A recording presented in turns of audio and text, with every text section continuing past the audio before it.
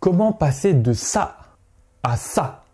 C'est ce qu'on appelle l'effet de compression et donc cet effet de compression, tu vas l'obtenir grâce au zoom. Si tu ne sais pas comment faire, reste jusqu'à la fin de la vidéo, tu sauras exactement comment reproduire la même chose. Il y a deux principes à savoir par rapport au zoom. Plus tu vas zoomer sur le sujet, plus l'arrière-plan va se rapprocher. Et deuxième principe, plus l'arrière-plan est éloigné, plus l'effet de compression sera important. Donc tout simplement, il s'agit de te placer à une certaine distance de ton sujet et à zoomer. Plus tu zoomes, plus tu vas voir que l'arrière-plan va grossir. Alors si tu veux prendre ton sujet en totalité, c'est-à-dire de la tête aux pieds, tu vas reculer pour pouvoir zoomer sur ton sujet et rapprocher l'arrière-plan. Par contre, plus tu vas te rapprocher du sujet, plus tu vas devoir dézoomer. Et quand tu vas dézoomer, l'arrière-plan va rester à l'endroit où il est actuellement, à l'endroit où tu peux le voir à l'œil nu. C'est-à-dire que si tu dézoomes totalement et que tu vas te placer à une certaine distance du sujet, la photo va restituer quasiment exactement ce que tu vois à la vision humaine. Par contre, plus tu vas reculer, plus tu vas zoomer, plus cet effet de compression sera important. C'est comme ça que tu vas ajouter une touche artistique à tes photos. C'est une technique que j'utilise très régulièrement. Alors dans quel cas je te conseille de l'utiliser et dans quel cas il faut éviter de l'utiliser? Dans le premier cas, si tu as un très joli arrière-plan ou si tu as un monument, ou si tu as un point, quelque chose de particulier que tu souhaites approcher de ton sujet, effectivement, utilise cet effet de compression, zoom au maximum sur ton sujet en reculant au maximum pour approcher l'arrière-plan au maximum de ton sujet. Par contre, garde bien à l'esprit que le fait de zoomer au maximum ne doit pas te faire pour autant oublier le cadrage par rapport à ton sujet. D'accord? Le point le plus important ici, c'est ton sujet.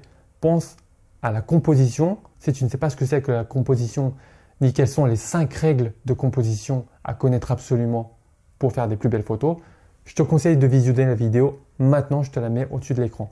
Enfin, mets-la en favori et visionne-la après cette vidéo. Donc, pense à ça à la base. Pense à ton sujet, à bien cadrer ton sujet, à faire des bonnes règles de composition et ensuite à inclure ton arrière-plan par l'effet de compression. A contrario, dans quel cas il ne faut pas l'utiliser?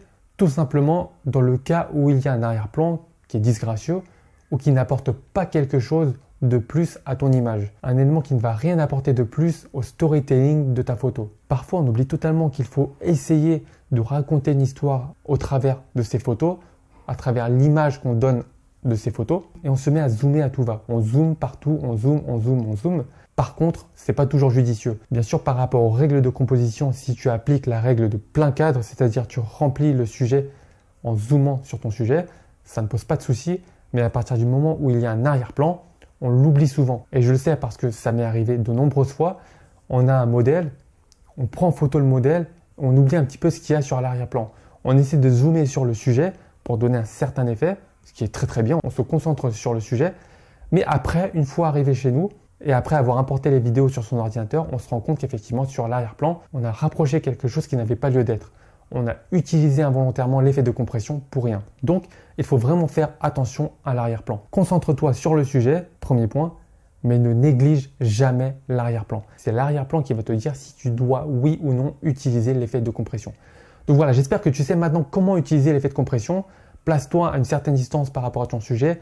Zoom au maximum pour rapprocher l'arrière-plan de ton sujet, mais attention à ne pas négliger la composition, c'est-à-dire à placer ton sujet et à placer l'arrière-plan qui se rapproche de ton sujet sur une certaine partie de l'image de manière à ce que ça soit totalement harmonieux. Dis-moi en commentaire si tu connaissais cet effet et si tu l'appliquais déjà dans tes prises de vue. Abonne-toi à ma chaîne YouTube dès maintenant pour plus de conseils et devenir un meilleur photographe après chaque vidéo. Et surtout, télécharge ton guide, c'est le premier lien en description qui va te dire selon moi quels sont les 5 meilleurs appareils photo pour débuter dans les meilleures conditions selon un petit budget. Et tu auras un petit bonus à la fin de ce guide qui est un cours sur le triangle d'exposition à maîtriser absolument si tu débutes la photo. Merci d'avoir regardé la vidéo et je te retrouve dans la prochaine vidéo.